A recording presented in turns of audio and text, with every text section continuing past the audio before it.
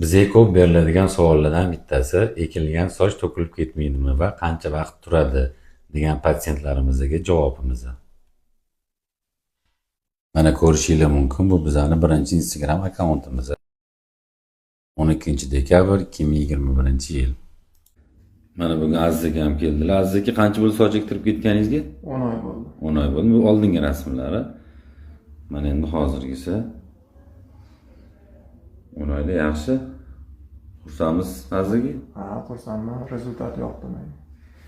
Mana hozir oldingi rasmlari mana. Yani ko'pchiliklar ishonmaydi, mana bunga ahamiyat berasizlar. Mana bu yoqda peshonalariga. Hozir mana. Mana bu yoqda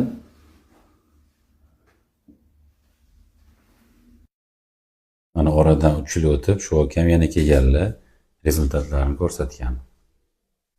Mazziga sochingizni ekkanimizga necha yil bo'ldi? 4 yil bo'ldi. 4 yil to'lib 5-yili ketyapti. Umuman to'kilmayaptimi? Umuman to'kilmayapti. Mana oldingi videolarimizdan ko'rsatib o'tganmiz, shu yerda chandiqlari bor edi.